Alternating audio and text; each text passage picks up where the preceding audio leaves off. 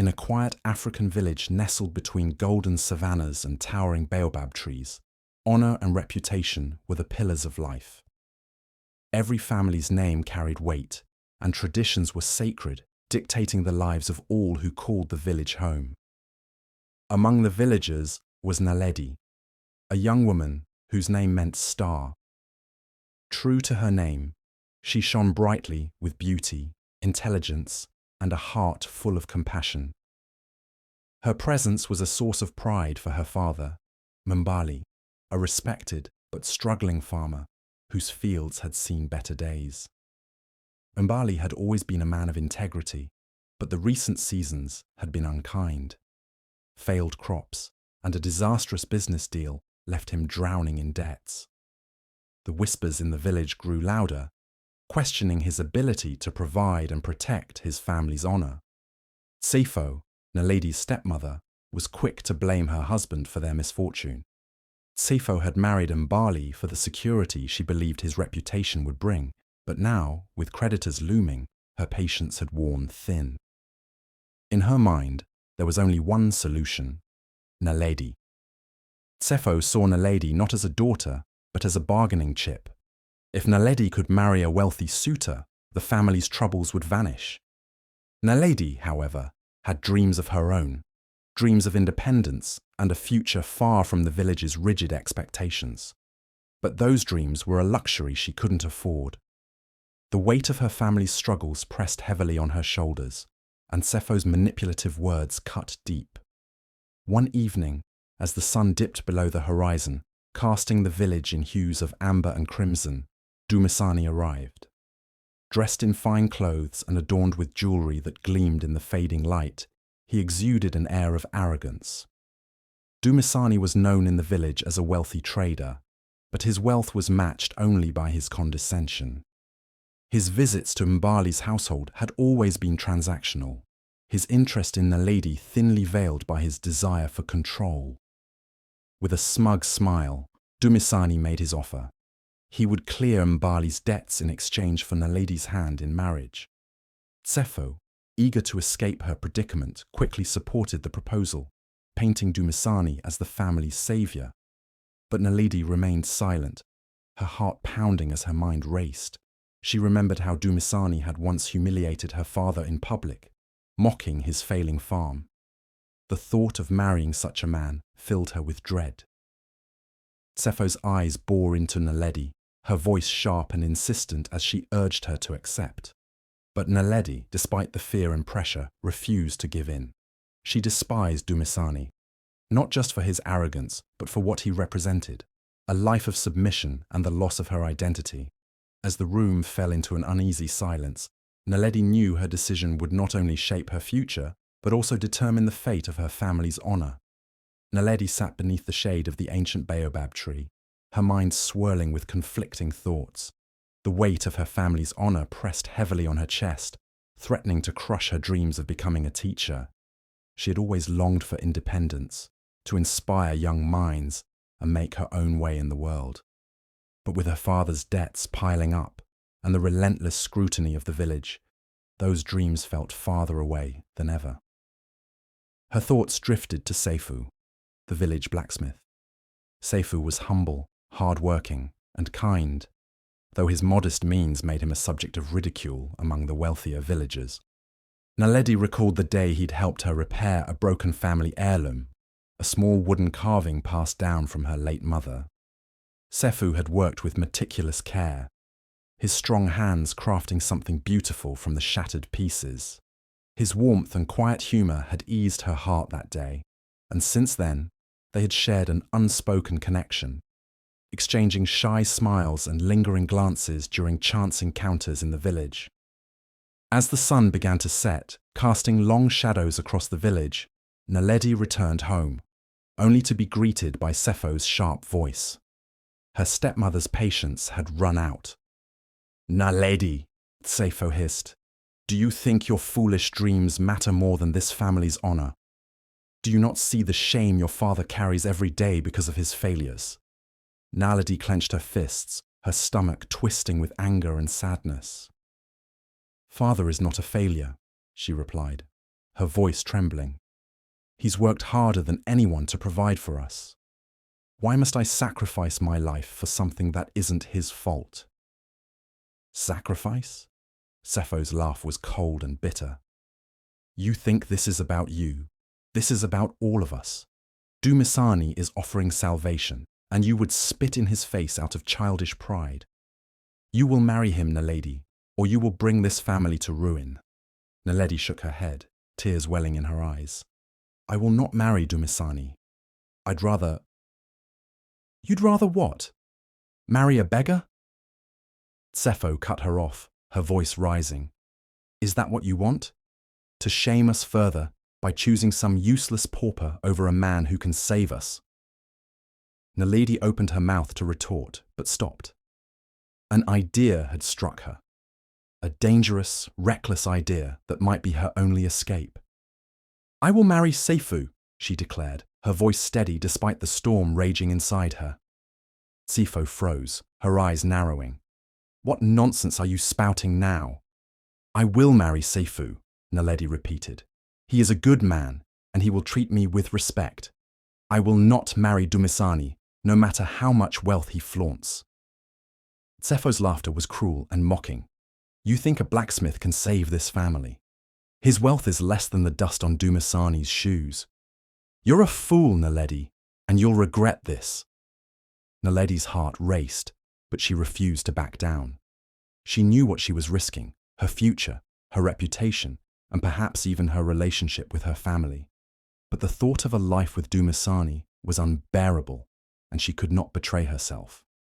That evening, as the stars began to fill the sky, Naledi sought out Seifu. He was in his forge, the glow of the fire illuminating his face as he worked. She hesitated for a moment, her courage faltering, but then she stepped forward. Seifu, she called softly, her voice barely above a whisper. He looked up, his eyes warm and surprised. Naledi, he said, setting down his tools. What brings you here so late? She took a deep breath, her hands trembling. I need your help, she began. My family, they want me to marry Dumisani, but I can't, I won't. I've decided to marry you instead. Seifu's eyes widened in shock, and for a moment, he was silent. Naledi, are you certain? You know I have little to offer. Your family. I don't care about wealth, Naledi interrupted. I care about kindness, about respect. I know you're a good man, Seifu, and I know you'll stand by me. Please, will you help me? Seifu's expression softened, and a small smile tugged at the corners of his lips. If this is truly what you want, Naledi, then yes, I will stand by you, no matter what. For the first time in days, Naledi felt a glimmer of hope. The road ahead would be far from easy, but she had made her choice, and as she stood beside Seifu in the warmth of his forge, she felt a spark of courage ignite within her, ready to face whatever challenges lay ahead. The wedding day arrived with little fanfare. It was a modest affair held beneath the sprawling branches of the village's ancient baobab tree. The ceremony lacked the grandeur that Naledi had once imagined for herself, with no elaborate decorations or expensive feasts. Instead, there were simple garlands of flowers, a small gathering of close friends, and the quiet hum of heartfelt blessings from those who truly cared. Seifu, wearing a tunic he had stitched together himself, looked at Naledi with such warmth and sincerity that it momentarily silenced her worries. But as they exchanged their vows, the whispers of the villagers swirled around them like an unwelcome breeze. How could she marry him? A blacksmith? She had so many better prospects, one woman murmured. She's thrown away her life. That stepmother of hers must be laughing behind her back, another added with a snicker. Naledi heard every word, though she kept her head high, determined not to let the gossip sting. Yet, deep down, their judgment settled like a heavy stone in her chest. After the ceremony, Naledi moved into Seifu's small home, a single-room hut tucked away at the edge of the village. It was far from the spacious, bustling household she had grown up in. The walls were bare, the roof leaked during heavy rains, and the furniture was sparse. Naledi's first night there was sleepless, her mind racing with thoughts of everything she had given up. The days that followed were a whirlwind of adjustment. Naledi quickly realized how unprepared she was for the realities of her new life. Back at her father's home, she had never cooked over an open flame or fetched water from the well. Now, these tasks became her daily routine. She burned her first few meals, spilling hot porridge and earning a blister on her hand. The long walks to collect firewood left her feet sore and her spirit weary. Each evening, as Seifu returned from his forge, he found her sitting on the floor, exhausted. Yet, he never complained. Instead, he would quietly help her tidy up, offering gentle words of encouragement. "You're learning quickly," he told her one night as she fretted over a lopsided loaf of bread. "Look at how far you've come in just a few days. Soon you'll be teaching me how to bake." Naledi couldn't help but smile at his unwavering optimism. It was his kindness that kept her going, even when the weight of their struggles threatened to overwhelm her. As the weeks turned into months, Naledi began to see Seifu in a new light. She marveled at the artistry in his work, the way he transformed raw metal into tools and trinkets that were both functional and beautiful. She would often sit by the forge, watching him work, her heart warming at his dedication. One day, Seifu presented her with a small gift, a delicate bracelet he had crafted from scraps of brass. "I know it's not much," he said shyly, "but I wanted to give you something to remind you of how strong you are." Naledi slipped the bracelet onto her wrist, tears welling in her eyes. "It's perfect," she whispered, realizing that while their life was simple, it was filled with moments of genuine love and support. But not everyone shared their quiet happiness. Seifu continued to make her presence known, arriving uninvited at their home to deliver biting remarks. "I see you're still playing house," Seifu said during one such visit, her tone dripping with sarcasm as she glanced around the modest hut. "How's that working out for you, Naledi? Do you miss having a roof that doesn't leak or a meal that isn't burnt?" Naledi clenched her fists, refusing to rise to the bait. "We're managing just fine, Seifu," she replied evenly, though her voice trembled slightly. "Managing?" Seifu laughed. "Is that what you call this? Living in a shack, married to a man who can barely feed you? You should have married Dumasani. You could have been wearing silk and eating from silver platters, but no, you had to throw it all away to prove a point. How long until you come crawling back, Naledi stood tall, her eyes blazing with determination. "I won't come crawling back," she said firmly. "I may not have wealth, but I have dignity. I have a husband who respects me, and I'm building a life I can be proud of. That's more than I ever had under your roof." Seifu scoffed, but something in Naledi's tone gave her pause.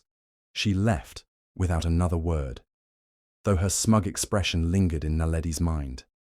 That night, as she sat beside Seifu, she shared her frustrations. "Why does she hate me so much? Why can't she just leave us in peace?" Seifu took her hand, his touch steady and reassuring. "Because she sees something in you that she'll never have. Strength," he said simply. "You made a choice for yourself, Naledi. That's something she can't understand." Naledi looked at him, her heart swelling with gratitude. She realized that no matter how difficult their life was, she had something far more valuable than riches: love, respect, and the courage to forge her own path. And as she lay down to sleep that night, the bracelet on her wrist catching the moonlight, she vowed to prove Seifu wrong. She would not only survive this life, but thrive in it, turning every struggle into a stepping stone toward a future she could be proud of. Naledi's days were slowly settling into a rhythm. Despite the hardships, she found herself adapting to her new life, drawing strength from Seifu's unyielding support. One evening, while sitting beside the forge, she absent-mindedly picked up some leftover scraps of metal from Seifu's workbench. With a curious mind and nimble fingers, she began bending and shaping the pieces into small decorative patterns. Seifu noticed her engrossed in her task. "What are you doing there?" he asked, wiping sweat from his brow. I don't know, she replied, holding up a small pendant she had created. It's nothing really, just playing around. Seyfu took the pendant from her hands, examining it closely. This isn't nothing, Naledi, he said, a spark of excitement in his voice. This is beautiful. You have a real talent for this. Naledi blushed, brushing off the compliment. It's just scraps. It's not like anyone would want it. But Seyfu wasn't convinced. He urged her to create more designs, offering her tools and guidance to refine her work. Over the next few weeks, Naledi poured her energy into designing intricate jewelry. Necklaces, earrings, and bracelets, each piece more detailed and elegant than the last. It was as if a dormant passion had awakened within her, and the process of crafting these pieces brought her a sense of fulfillment she hadn't felt in a long time. One afternoon, while Naledi was arranging her finished pieces on a small cloth, a group of women from the village stopped by. Initially, they came out of curiosity, eager to gossip about her latest endeavor, but their skepticism turned into admiration as they examined her creations. These are stunning, Naledi, one woman said, holding up a pair of earrings shaped like delicate flowers. Where did you learn to make these? Naledi hesitated, unsure how to respond. I just started trying things, she said modestly. Word of her talent began to spread, and soon more villagers came to see her work. While some still whispered behind her back about her fall from grace, others started to respect her determination. The turning point came when a traveling merchant visited the village. He was an older man named Baraka, known for trading goods between villages. As he browsed Seyfu's metal tools, his eyes caught the glint of Naledi's jewelry laid out nearby. Who made these? Baraka asked, picking up a necklace adorned with tiny, engraved patterns. I did, Naledi said, her voice steady despite her nervousness. Baraka smiled, his eyes crinkling at the corners. You have a gift, my dear. These are unique. Nothing like the jewelry I've seen in the markets. How much for the entire collection? Naledi and Seyfu exchanged stunned glances. They hadn't even considered selling the pieces beyond the village. After a brief discussion, Baraka offered them a fair price, and for the first time since their marriage, Naledi felt the weight of financial worry begin to lift. With the income from the sale, they were able to buy better tools for Seyfu's forge and materials for more jewelry. They worked tirelessly, often late into the night, creating pieces to meet Baraka's growing demands. But success wasn't without its challenges. Dumisani, still bitter about Naledi's rejection, saw her rising popularity as an affront to his ego. He began spreading malicious rumors, claiming that Seyfu and Naledi were stealing materials or that their jewelry was cursed. Don't let him get to you, Seyfu said one evening, noticing Naledi's worried expression. It's not just me, she replied. These rumors could ruin everything we've worked for. Determined to protect their reputation, Naledi decided to face the situation head-on. She approached the village elders, showing them her work and explaining how she and Seyfu were building an honest livelihood. The elders, impressed by her courage and integrity, dismissed Dumisani's claims as baseless jealousy. The confrontation only fueled Naledi's resolve. Instead of letting Dumisani's actions deter her, she worked even harder, pouring her energy into perfecting her designs. She began incorporating traditional patterns and symbols into her pieces, drawing inspiration from the rich cultural heritage of their village. Her jewelry not only became a symbol of her skill, but also a celebration of their community's identity. As more villagers began to see the beauty and authenticity in her work, Dumisani's attempts to tarnish her name faded into irrelevance. Naledi and Seyfu's bond grew stronger through the challenges they faced together, and with each new success, Naledi felt a renewed sense of purpose. For the first time in her life, she wasn't just a daughter or a wife. She was a creator, a contributor to her family's future. and a woman determined to carve out her own destiny. And as she and Sifu stood side by side, their modest home now filled with the warmth of shared dreams, Naledi knew she had made the right choice. Naledi and Sifu's hard work began to bear fruit as their jewelry business flourished. Word of their intricate and culturally rich designs spread beyond their village, reaching neighboring communities. Baraka, the traveling merchant, became their biggest supporter, showcasing their pieces in distant markets. Orders poured in, and what once seemed like a modest venture turned into a thriving business. Their small workshop, which had once been quiet, except for the sound of Sifu's hammer striking metal, now buzzed with activity. Villagers who had once mocked Naledi for her choice of husband now came to admire their work, and even requested custom pieces for special occasions. It was a sweet reversal of fortune, one that filled Naledi with a sense of pride and accomplishment. Sefo, her stepmother, had been keeping a watchful eye on Naledi's success. At first, she scoffed at the idea of making a living through jewelry, but as she witnessed the steady flow of customers and the respect Naledi and Sifu were gaining, her attitude began to shift. Sefo started visiting their home more often, bringing small gifts and pretending to care about Naledi's well-being. "Naledi, you've done well for yourself," Sefo said one day, her voice dripping with a mix of surprise and false warmth. "I always knew you had potential." Naledi, who had grown wiser to Sefo's ways, listened politely, but remained guarded.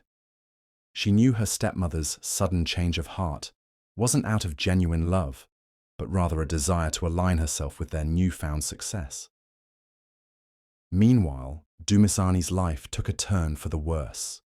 His arrogance and greed led him to make reckless decisions, squandering his wealth on failed investments and extravagant displays of power. The villagers, who had once admired him for his riches, began to see through his facade. His attempts to smear Naledi and Sifu's reputation had already backfired, and now his dwindling fortunes made him the subject of ridicule. "Did you hear? Dumisani's estate is up for sale," a villager whispered during one of Naledi's visits to the market. Naledi couldn't help but feel a sense of poetic justice. Dumisani, who had tried so hard to belittle her and Sifu, was now facing the consequences of his own actions. Despite everything, Naledi held her head high. Her journey had been far from easy, but every hardship had shaped her into the woman she was today, resilient, determined, and compassionate. She had proven that true honor didn't come from wealth or status, but from integrity and hard work. The villagers who had once doubted her now spoke of her with admiration. Parents told their children stories about Naledi's courage and perseverance, using her as an example of what could be achieved through determination and faith. One day, as Naledi and Sifu sat outside their workshop, enjoying a rare moment of rest, Sefo arrived unannounced. She looked around, taking in the transformation of their modest home and the bustling workshop. "Naledi," she said, her tone softer than usual, "I came to apologize. I was wrong about you and Sifu. You've done more for this family's honor than I ever could have imagined." Naledi studied her stepmother's face, searching for sincerity. While part of her longed to forgive, she knew that true reconciliation would take time and effort. "Thank you, Sefo," Naledi replied, her voice calm but firm. "But honor isn't something you can measure with wealth or status. It's about how you treat others and the choices you make." As Sefo nodded, perhaps for the first time truly understanding Naledi's words, Naledi felt a weight lift from her heart. Her life with Sifu was far from the one she had imagined as a young girl dreaming of independence and grandeur. But it was a life built on love, respect, and shared purpose. A life she wouldn't trade for anything in the world.